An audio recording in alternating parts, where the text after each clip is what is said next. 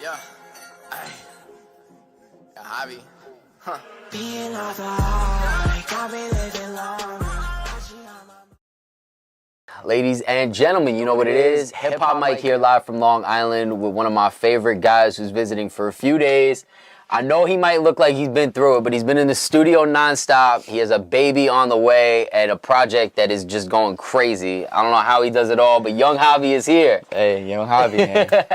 Blessed to be here, man. Appreciate the time and just being able to come back. I know we had a first interview that kind of went a little haywire, but I'm glad I'm back and we're able to do it again. Oh my gosh. Well, first thing first, F my guy who messed up this file. I mean, I love him to death, but we did an interview back in, what, June? Yeah, I think it was June. And it was kind of early on. It was like the day after the project came out, and you know, we chopped it up, and then the file was corrupt. I was like trying to scrap it together and waiting for you to come back to New York so we could do it properly.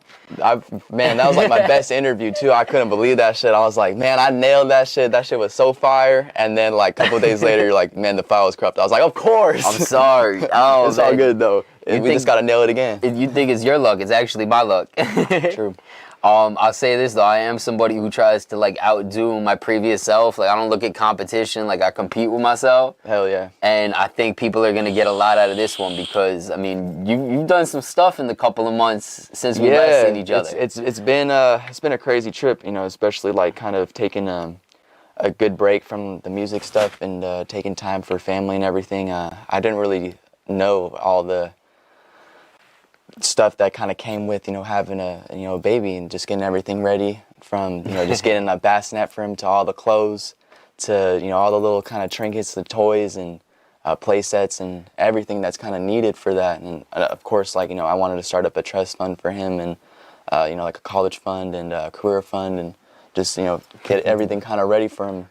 So like, you know, he has options when he's older too. I just want to get everything right.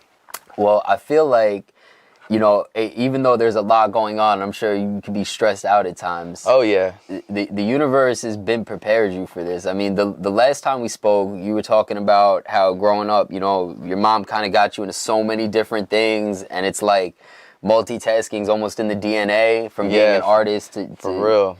You know, a boyfriend, a husband, everything. So I think if anybody's built for it, it's you, bro, and you're killing it. Thank you, brother. I appreciate that. I mean, honestly, it's crazy. I don't even feel nervous or like really concerned. I mean, I guess there is some stress, you know, and some worry that, you know, I want to make sure like everything's right. But I feel like that's how it is for, you know, every parent. They want to make sure that everything is there and there's like, you know, I guess like a security blanket for, you know, for everything. Yeah. You know. Well, I think the timing, I mean, when we met in June, it was like the real introduction to the industry and like taking kind of something that you've done on your own back in Cali and bringing it to New York and, I mean, the globe expanding. Right. You're well over in a couple 100,000 streams right now on this most recent project. I know we spoke about certain records, but one of them really went crazy for you, did over 100,000 streams. Yeah. Do you want to tell us what that experience been like of watching this grow from zero to the hundreds of thousands? Yeah, definitely. I mean, to have it go on, make the cut of all songs because, I mean, that song is really just talking about, like, wanting to really be a part of this industry, like, really making the cut and, like, kind of getting the numbers and setting myself apart, you know, in some aspect and kind of going from, you know, underground to a little bit above that. And, I mean, I feel like, you know, if you're going over 50,000 plays, that's, you know, you're getting yourself somewhere. And I appreciate my team just for helping me get to the place that I am today, because I wouldn't be there if it wasn't for them. So. Well, I mean, not just that, bro, but I mean, last time you came to my studio, I'm at a spot you're working out of right now that has a lot of plaques on the walls. Oh, I know. Yeah, Ruben. I mean, he's always been killing it. You know, I can't be more grateful enough to be able to work with a legend like him, you know. For sure. I mean, big up to Ruben doing his thing. Let's take it back a little bit. I feel like we left New York, right? After this project release, you went back to Cali. Yeah. What was the movement like then? Because I know that was like right around when you kind of made it public that you had a baby coming. Yeah. Yeah, go into it, bro. Yeah, so I mean, like there was actually a couple of different things that kind of like made me feel like I needed to take a break from the music for a second. My engineer passed away Christmas. Wow. Around Christmas time, and it's been pretty hard to make music it was hard to make music without him, because he was just such a main part of the team. Like, he mixed and kind of tracked me for every track that I did for my album. So it was just, it was really hard to kind of face the fact that he wasn't around anymore. So I just thought that, with the baby coming in and just with that happening, it was kind of just a sign for me to take a step back and to, kind of reevaluate maybe all the things that I might be missing in my career right now, besides just the music. And I definitely felt like there was certain lacks in motivation here and there just to get certain things done, especially on like the social media side. I felt like I was lacking, that I needed more training in that. Performance-wise too, and vocal training, I felt like I needed more. So I just kind of took my time just to focus on those things instead of making music. Finding like a social media kind of like guidance person, because I wasn't really into social media growing up. I was really into like sports and stuff, so I just was never really on the phone. I remember I have like one Instagram account, and then I had like another social media account for something else. I forgot what it was. It was like an old something, not like Snapchat, but something else. Okay. I totally forgot what it was. It was like some questionnaire kind of like a social media like app. It was like like an old one from back in the day where you literally just like ask questions. Oh, is it like or somebody would ask you a question? Quora or Quota or something? Maybe something like that. I think like I know something what like you're talking asking these. Yeah, people just like will send you questions and you respond to them and like. Yeah. Jordan Peterson's always talking about it. Like, really? Yeah. Oh shit. Yeah, but that was like an old thing. I was just to kill time back in the day. But it's a different type of social media. I feel like, because like when you're kind of doing things as an artist and like Instagram and Twitter are like the primary channels, right, you're kind of more like putting stuff out there as opposed to like having that actual communication, unless you're just going through comments. Right. And I know you're a kind of dude too that, you're so close with your girl and you're building this family and you have great relationships with like the circle, that to almost look outside of that could also, I'm sure, be a distraction when it comes to creating. Definitely a distraction. I feel like, especially when I was younger, I struggled with wanting everybody to like me. I'd always feel like I was always going group to group. I never really stuck with anybody. And I realized, like, that just didn't create any true friendships. I was trying to just please everybody and just be okay and cool with everybody when I shouldn't even be worried about all that shit. I should find people that are, just cool with me being me, and that's it. But, I learned from that, especially going throughout middle school and high school, kind of dealing with that shit. And, I transferred to a lot of different schools, too, so I felt like that also had a little bit of an influence of, me wanting to just always kind of have a bunch of friends, because I felt like, I'd lose them eventually anyways. Yeah. So, I don't know. I think like when it comes to stuff like that, you kind of figure out it's similar to the music. In time you could put a lot of things out there, whether it's personality traits or songs or albums, but it's really more of like you're putting a magnet out and seeing who's attracted to it. Right. And you never know if it's going to be, this song, that song, or like, fashion or whatever it is. People click together for a lot of different reasons.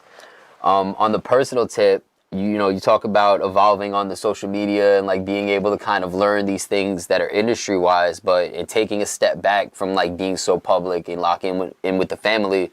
On a personal level, do you feel like some things changed as far as your perspective? Because it's a lot of traumatic stuff, a lot of big changes, Yeah, definitely. I definitely have a more independent mindset. I got out.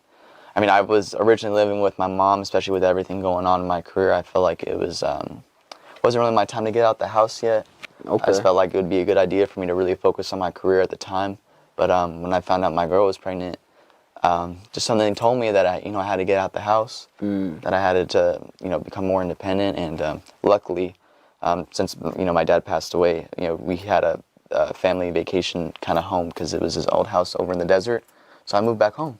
Wow. Yeah, back to the family vacation home, and been staying there ever since. Getting like my own kind of like bank account, debit card, credit cards and shit. Just kind of really getting everything like on my own, making sure I can get groceries and shit and clean up after myself and just do all the normal shit that what needs to be done. I saw you mention your father when you got this Bentley. Is that what was that all about? Oh yeah, Because okay. I was very confused. So I'm like, we did an interview and this guy got a Bentley a week later. so what happened with this whole Bentley thing? Actually, it's a pretty wild story. My mom actually has the same car, like the Okay. black edition, just like fully blacked out. Big body. Yeah, it's fucking nice. And the first day that she got the car, she took us, my girl and I, to dinner in it and everything. We all had Italian cuisine. It was really dope. And on the way back, I asked my mom if I could drive it. All right. She's like, yeah, I'll let you drive it. And I was driving home, and literally on the last slide up to the house, it was a green turn arrow. It was real easy to kind of go through, but there's a little dip that you have to go up through, like to go up the hill. Okay. And I was taking the turn, and I was going right to the dip. I slowed down a little bit because the car is low, so Okay, you have yeah. to take it at a little angle. And this lady on the other side of the street was speeding, came around the corner, went right through the red light, and she hit the car. First day we got it, man. Not even no insurance, nothing, man. And it was. Oh my gosh. But the crazy thing is, the lady was going at least like 50 miles an hour, and my girl was right next to me. Yeah. And she's full on she got pregnant, a baby man. coming. Yeah, dude, and she Oh hit my that right gosh. side, that front right side, right where she was, and the car didn't even budge. It's a big body Bentley. Dude, it took it like a fucking tank. It literally Oh just my like, gosh. didn't even skirt over. Just like the whole car just kind of like did a little wiggle. You just felt like, you hear the Yeah. impact, but you look, it's like, okay, what really Yeah, happened but here? then the other car, dude, she fucking hit and spun out and like. Was she all right? Yeah, it was like just two older ladies. Wow. Just they barely could speak English, just spoke Spanish, like saying that the light was green, but all the rest of the cars that were on That's the other side, they were crazy. all stopped, and they checked the cameras and everything, and it was a red light for sure. So what are you dealing with now? Because I had So a I- similar thing. I had somebody T-bone me So last like, week. what happened was that like literally my mindset on that shit, because I mean I have two cars. I have a BMW M3 and I have the Cadillac Escalade. Okay. And I mean I drive my girl around the BMW a lot. I love that car. And what flashed in my mind was like, if that was my Beamer, Yeah, thank that God. shit would have been tanked. Shit. So like, I literally traded my Beamer in and I got that Bentley. That's literally how that shit went. I was like, man, I'm gonna give myself a fucking tank. So I used the Bentley as a down payment. I didn't even buy the car. I have it as a lease right now. Okay. You know what I mean? It's super cool because also I'm able to build credit with it too, since I don't have a lot of credit built up. But What was the tie to your dad? Like I saw in the caption. oh yeah, so my dad, he purchased a lot of his cars from that dealership. Okay. Like they all know him. So Like, you came real in- well. So like I came in and they were super cool with me, and it was kind of cool, kind of building back that relationship. Almost. Working with, or not really working with, but like talking to and dealing with the same people that my dad dealt with. So. No, it's awesome, and they get to see you come in and like. Yeah, and it was kinda all the family, you know what I mean? They were so cool. They helped me get the best deal, and just really made it an easy and fun process for me. That's dope. So, I need the awesome. new address. I'm gonna send you baby on board sticker. Sounds good, man. I got you.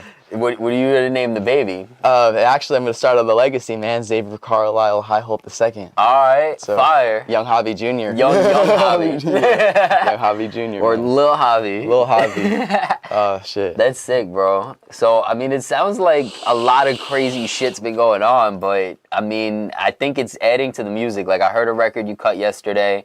I mean, you're working with some great writers, some great producers. Yeah, Ruben's been pulling the stops for me, man. Like, just Yeah? out of nowhere, he kind of just had this idea to work with Josh X and one of his artists that he's bringing up. Because my kind of goal this year, especially since I did my first album, was to really kind of expand on working with other artists and like go more and so to the feature side of things. 'Cause Okay. my first album I only had like 2 or 3 features, so I was more so trying to just get a feel for myself and gain confidence in my voice and everything. And now I feel like I have that confidence. I know what I want to do, for whatever track that is kind of given to me. I just feel like I'm in the right place to work with whoever's down to work with me. So For sure. yeah, I it's mean, been cool. These guys are responsible for some big records, bro. Oh, I and some know. big talent. And I gotta say, in hearing that record, I think even in the short time we've known each other, you've evolved as an artist to have a lot of different styles and flows. I definitely can say like, I mean, I'm just kind of the type of person. I mean, I don't know how it is for most artists, but I feel like, you know, for anybody who is really open-minded and is really like, you know, ready to learn and is not kind of closed-minded to where they think they know everything already. When you're kind of surrounded by people that are just so talented and amazing, you kind of brought up to that level almost, you know, like unintentionally, like the hype and them kind of just help and guide you and direct you and like, hey, maybe you should try this, maybe you should try that. It all elevates you to bring you up to that level that they're on. Yeah, for sure. I mean, I think there's a couple of ways you could be a product of your environment, and I think you've mentioned a few. I mean, the social media for sure, because I think what you consume is also gonna, you know, pay towards what you put out. Like I've been off Instagram the last maybe just couple of days, and I have another page that's like all positive stuff and like stock tips and things that I think are more, you know, beneficial to me evolving and growing.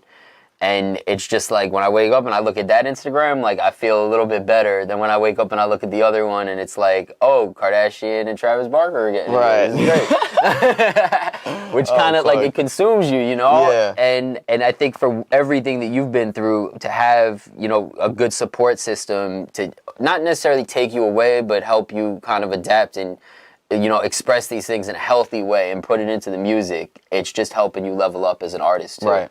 And I feel like, you know, especially with the social media stuff, is just doing it properly, you know what I mean, and doing it consistently. I just haven't had the, I guess the most time or the, I guess mindset to really get into all that shit right now. Because I mean, I don't have I feel like I don't have like a full grasp of it. I've been kind of like just going off of what people are saying here and there. But I feel like the content can be a lot better if we really kind of dove into it and kind of formulated more of a plan than me just kind of coming up with stuff on the fly, you know what I mean? Yeah, I mean, I think it's balancing the two. You know, like for sure you want to always have a plan, but you also, you know, you've learned, you said it, that you express yourself the best when you kind of just do things the way that you feel is natural, right? You know? Sorry. I'm sorry, go ahead. I mean, my bad, I felt like I should have explained it better. For the social media stuff, it's like, for me, I felt the main problem was, you know, whenever, even if I did have content, was how am I going to put it out? And I would stress myself kind of over that shit because I used to kind of just being comfortable with, you know, putting out whatever. Just like dump it out. Yeah, just dump it out. Just do it. I always kind of like the person like formulate a plan, perfectionist, whatever you want to call it. Like I want it to look and kind of be seen in a type of, as you're seen in a type of way. But I feel like a lot of the times people look at that like social media, they might have seen it as maybe like that or my caption was like too long, you know what I mean? Or it was like, you know, or how I formatted it is not up to Instagram standards, you know, it doesn't look like a artist page, you know what I mean? Just because I wanted to do what I wanted to do. Yeah. Well, I mean, ultimately, I think it comes down to our people tuning in and is it growing on the organic scale. And I mean, we see it with your streams and everything, you know, you put out a record, it's clearly going up and people are receiving it in a way where they're listening again and again and again. So, I mean, it's working, bro. I think the bigger concern is what the fuck do you do in the times that you're not working or dealing with being like a father soon and moving and... Well, I feel like a lot. I mean, especially right now. Do you take a day? Like it hasn't even been like a day, man. I feel like for the past couple months, it's been like a big break. Okay. You know, even though I've had to deal with all that, you know, just getting everything together, and I've had a lot of help from like, you know, just family and friends, especially like, you know, setting up registries and everything for the baby. Just getting plenty of, you know, gifts like baby stuff, you know, coming in. Yeah. My mom set up a whole baby shower and everything. It was a really fun experience over in LA that we all went out to. That recently just happened maybe like not even a week ago. It's crazy. Before I came out here, it was October 9th. Oh, yeah. Wow. So like really recent. Yeah, no, it was a crazy experience, man. My mom took us to like this crazy ass like Japanese tea house. Oh, wow. Yeah, and it was really like really nice, and the tea was fucking amazing. They had like little finger sandwiches and shit, you know. Everybody played like baby games and stuff. It was a real just like nice time, and everybody just like, you know, getting together, just seeing both our families kind of, you know, meet up. No, I love it. Like, I follow your mom on Instagram because after the first day that we met, she told me about the cookies. And I follow her. She's got swag, bro. Your mom is like, she's hip to the shit. Yeah, sure. My mom is, she's all into the social media stuff, man. She's, she likes to kind of be caught up to date with everything that's going on. So all day, man, she'd be sending me links of this and that going on, and I'm just like, fuck that shit. Nah, but she's in the know. She's in the know, definitely. So what brought you back to New York this week? Is it just to do like some press, and what are you working on now? So yeah, the main goal was just to work with Josh and one of his artists, and then of course, you know, I wanted to come back here and do an interview with you. I know we were trying to see if maybe we could do it out in LA, but For months, where yeah, I know that was gonna take a little bit longer, and I thought that maybe it would be better to kind of do things earlier than For later sure. when shit could possibly when you're happen. up all night with a baby. Yeah, for real. I just thought that it'd be a lot easier on everybody else and then for myself especially, just to have everything run a lot more smoothly. And I mean, we were able to set this up pretty fast. I know, I think we were talking about doing this trip at the beginning of October. Oh yeah? Yeah. They hit me and I was like, yeah, I'm free next week. Why not? Yeah, it was literally like a quick ass trip. I was just telling them, I was like, hey, you know, can I come out, you know, around the 15th, 16th, and just like, you know, let's just bust this shit out. Yeah. And just, I thought it'd be a lot easier, you know, no baby issues. And I mean, we still had to deal There's with always baby issues. baby There's issues. always baby issues. But no actual baby. Yeah, coming out. Yeah. You know, that's a early or whole other whatever. thing. Yeah, that's a whole nother issue. So, I mean, the baby's coming really soon, and I know you're going back to Cali this week. What's the plan now? Because are you gonna like take some time off after the baby comes, or do you have anything planned to like keep people kind of held over so you can spend some time with your girl and the kid? Well, I definitely have the whole like rest of my album still being like, you know, worked on, because Okay. the first part, or the album that I've released already is part 1 of Okay. To Jonathan. I want to release like a whole kind of deluxe album of To Jonathan, where it's going to be like a full 20 track Fire. you know, album. Wow, so you doubling down. So yeah, I'm doubling down. I got all the music for it too. It's just getting it all mixed and mastered right now. So this is all kind of just extra stuff, you know, extra singles, EPs, Gotcha. you know, whatever we're kind of filling with it. So I have plenty of content coming up, you know, especially in the beginning of the year. I know we wanted to drop it, I think, second or third quarter of next year. Okay. But we'll probably be dropping some singles up until then, and we got some big fucking features coming on Yeah? the way too. Anything you can mention? Yeah. Because I mean, it's already kind of going through. I know we're working with his management and everything right now, and we're working on a contract. But got low key coming fire. on with a bottle. That's sick. Yeah. So it's gonna be. Oh man, It's gonna be my big break. How did you guys like end up connecting? Did he send the verse? Did you go to Atlanta? That's all Ruben, man. Okay.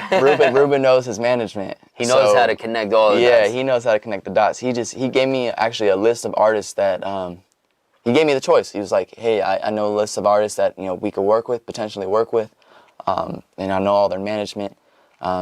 Just let me know which one you think would be the best for With a Bottle. That's sick. And I went through the list, and you know, really took my time to kind of listen to every artist and just see like which one would not even just really sound the best, but what would give it the nicest contrast, and Yeah, like what feels right. Yeah, and what would give it the best vibe, and what would potentially match the vibe. And I feel like, you know, with Low Keyed, I mean, he has that kind of higher melodic vocals to begin with, you know what I mean? But he sounds completely different than I do, even though I have the high melodic vocals too. It's still that same vibe. Yeah. So I just felt like that was the perfect match right there. Well, I think it also helps you kick a door open in Atlanta. Oh, for real. Like, you know, I mean, even just because Buddha Bless did Yeah, that it's track crazy. too, so it's just like from production to, you know, now having a huge feature artist that's all from there. fire. You know, And it stretches whoever the from sound. Atlanta is not gonna like that track. No, you know? no cap. Yeah.